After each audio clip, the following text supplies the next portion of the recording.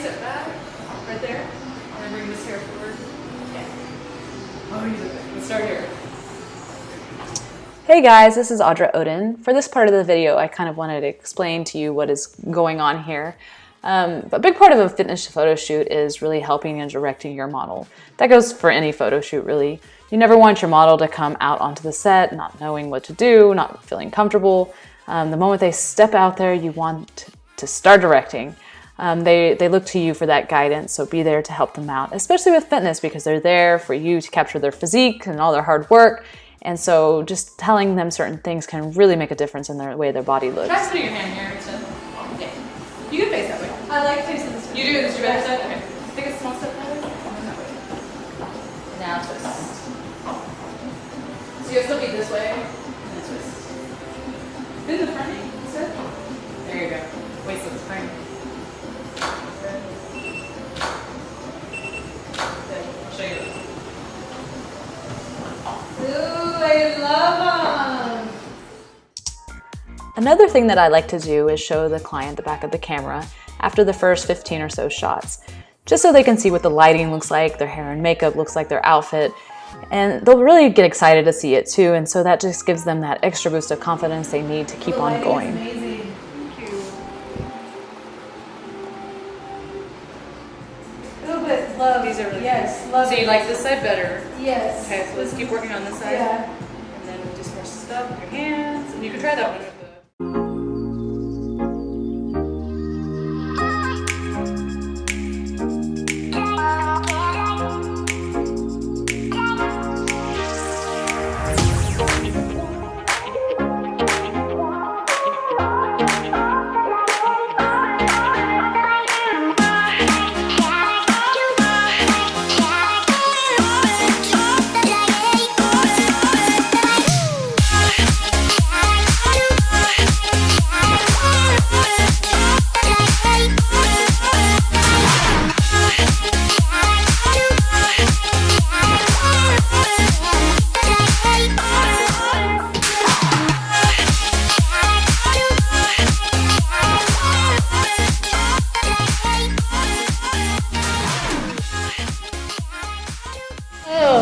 I like that.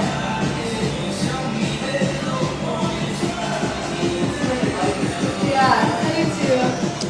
Once I have another good number of shots to show the client, I'll go back onto the set, show them the back of the camera. It really does help for the client to get excited, to keep the energy going, and it shows me that they really like what we're doing. Yes, love it.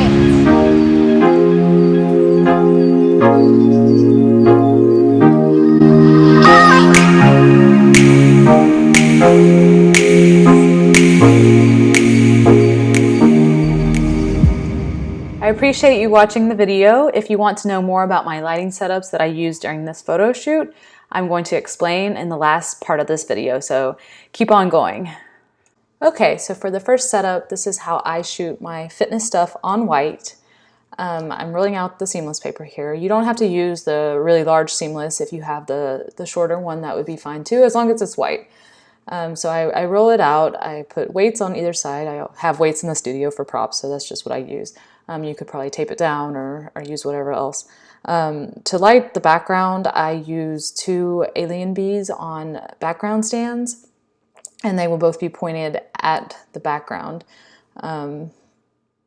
And then to add rim lights, I put 2 alien bees. These are B1600s with the larger strip boxes from Paul C. Buff on either side of the paper, angled back towards me, and so they will create a rim light on the subject. So the idea with the backlights is to make the background completely white. So you want to turn those up high enough that it's going to blow out the paper. You don't want it so crazy bright that it's like throwing light everywhere. You just want to find that perfect balance of white back there. And then for the strip boxes, you won't have them turned up too high because you're really just trying to get a nice rim on your subject's sides, and you definitely don't want those blown out. So it just needs to be a nice white light and not blown out light. And so that's for the setup in the back. I'm adjusting these so they are both about the same height and angled the same way. And then for my front light, I am using an Einstein from Policy Buff. I just have one of these in the studio currently, so it's the one that I use for my main light for everything. I've got a beauty dish on it.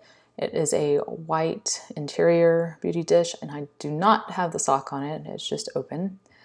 And then I'm using a pocket wizard connected to the main light, which will trigger and fire all my other lights. You could, if you're shooting somewhere else, you probably could put pocket wizards on all of them, but since we're in this closed space and it kind of just bounces off of everything, they all fire just fine. And then for my underlight, I am using another Alien Bee with I think it's a medium, it's the medium Policy Buff softbox, and that will create a fill light for the shadows underneath. And then I have got my trusty little fan there on the stool, and then we are good to go. So for this next setup, I am using a gray background, and that is because I want to change the background to a different color. And with gray, you can use gels to change it to any color that you want, depending on what gels that you put on. She is wearing a maroon top, so I thought the teal and yellow would look really good with that. I have two, so basically this is the same setup as the first one.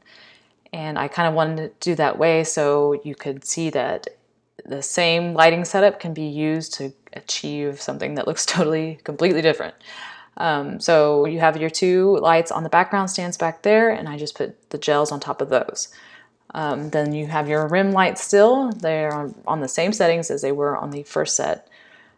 So it's going to create a nice rim light, not overpowering, not blowing out. And then the beauty dish, same exact position, same output. And then I've added another Alien Bee on a C-stand. You can see it high above there, pointing at the background with a yellow gel on top of it. So that is going to have the first half of the frame in yellow, and then it'll kind of like blend down into the teal color and make a kind of a really cool background.